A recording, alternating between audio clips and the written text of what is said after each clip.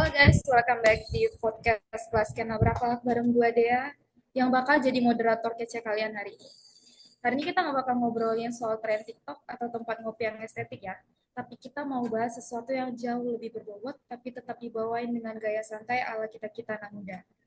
Kita bakal ngebedah salah satu core value ASN berakhlak yaitu kompeten. Dan nggak tanggung-tanggung juga, kita bakal spill satu tokoh legend banget yang jadi role model kompetisi di dunia transportasi Indonesia. Siapa lagi kalau bukan mantan Menteri Perhubungan kita, Bapak Ignatius Jonan. Nah, di Jum hari ini, gue nggak sendirian. Udah ada empat narasumber kita yang super gokil. Ada Ibnu, Kevin, Alvito, dan Rifki. Halo guys, apa kabar? Halo, Halo, kabar halo baik, dia, kabar kabar baik. baik. Mantap, kelihatan ya aura-aura ASN masa depan yang penuh energi. Oke, biar nggak bertele-tele dan penonton kita nggak keburu bosan, kita langsung masuk ke dagingnya nih. Gua mau ke Ibnu dulu deh. Ibnu sebagai pembuka, coba lo spill ke kita sebenarnya what sih yang dimaksud dengan kompeten dalam konteks ASN itu. Soalnya kan orang sering dengar kata kompeten, tapi maknanya kadang masih abu-abu. Oke, thank you Mbak Dea. Pertanyaan bagus banget ini buat pemanasan. Jadi gini, kalau kita merujuk ke core value berakhlak, kompeten itu eh, kalimat afirmasinya adalah kami terus belajar dan mengembangkan kapabilitas.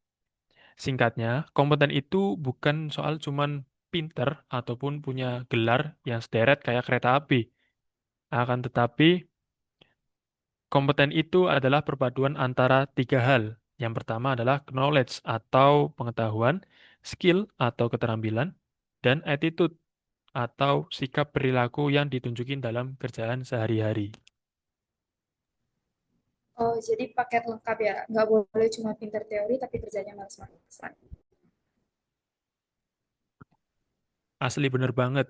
Gak bahaya tak kalau misal kita cuma pinter teori, tapi nggak bisa eksekusi. Nah, poin pentingnya itu di sini adalah kata terus belajar. Jadi kompeten itu bukan status akhir, tapi proses tanpa henti. Dunia itu berubah cepet banget. Masa ASN-nya males belajar? Kan gak lucu. Wah, gokil penjelasannya itu. Kalau menurut gimana, Ki? Setuju nggak kalau kompeten itu nggak cuma soal gelar akademik?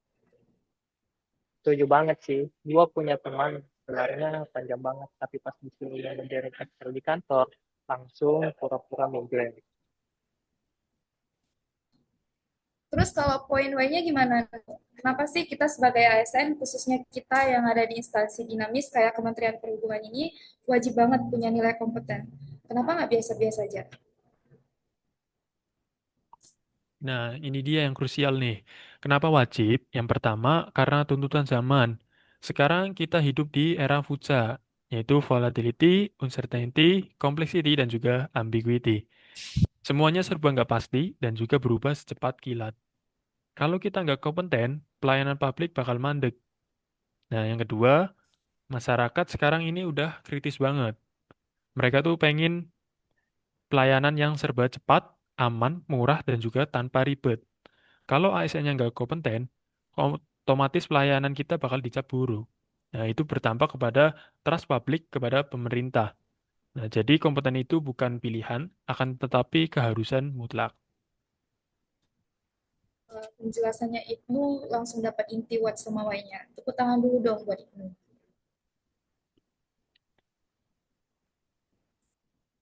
Nah, setelah kita tahu apa dan mengapanya, sekarang kita mau cari contoh nyata nih. Kita butuh bukti kalau nilai kompeten ini emang bisa bikin perubahan besar.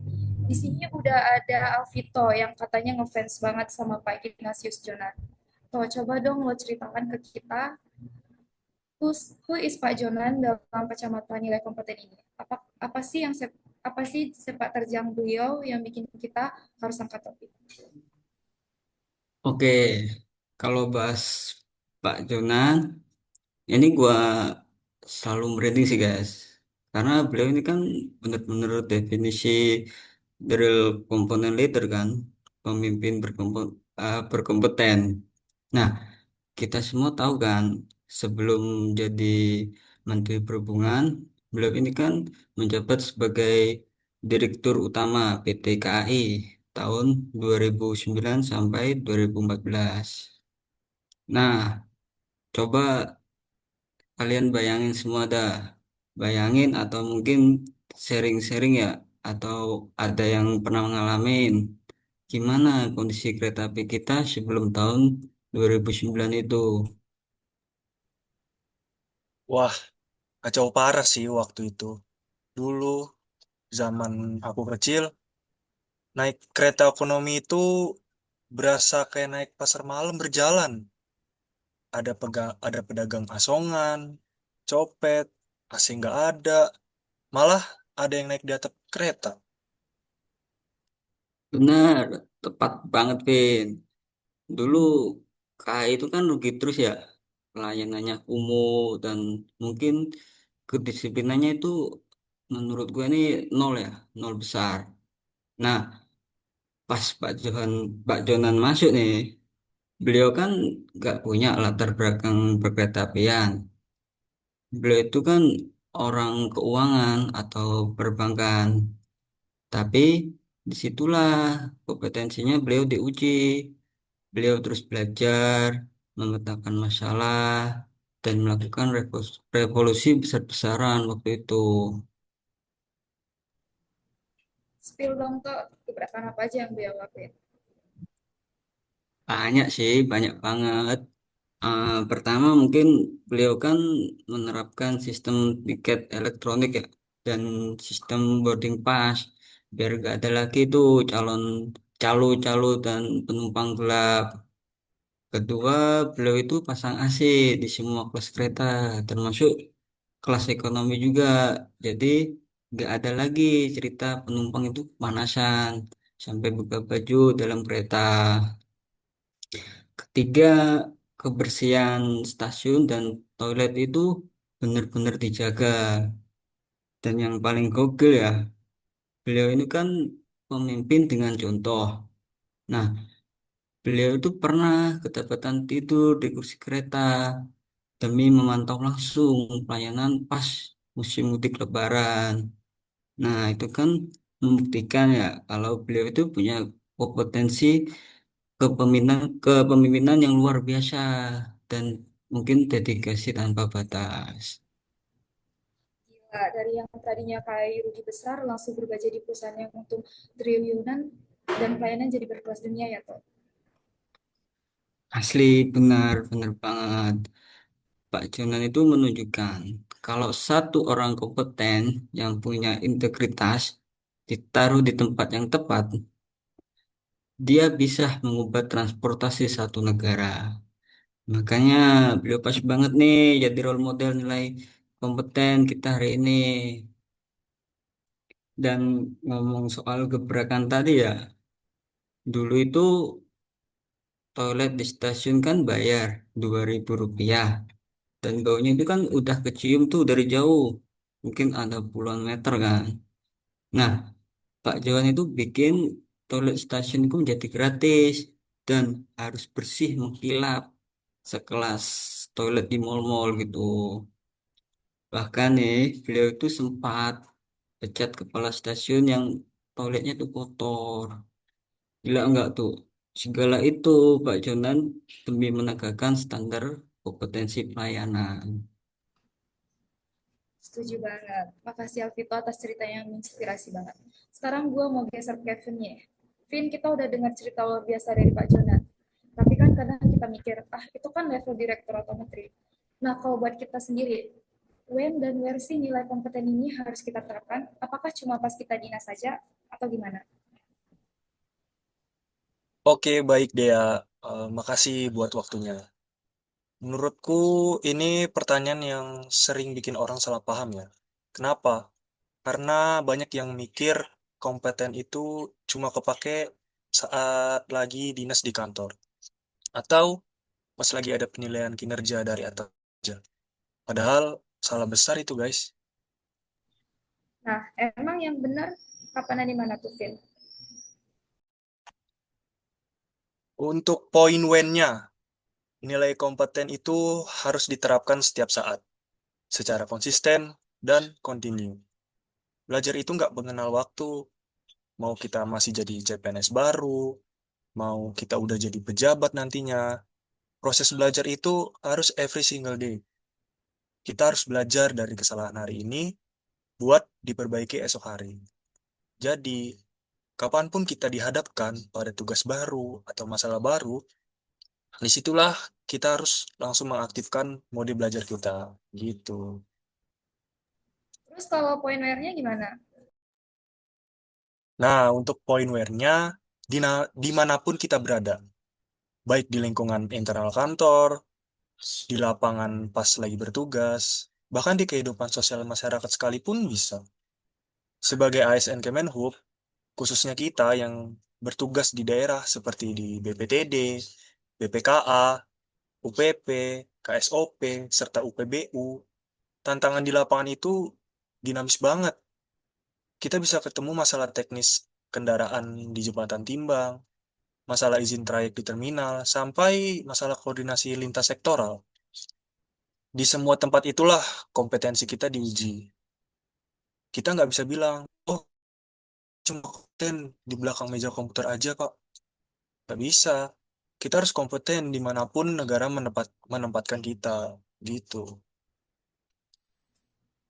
Menarik. Dimanapun berada harus tetap kompeten ya, gak boleh milih-milih tempat kerja. Keren banget penjelasannya Kevin.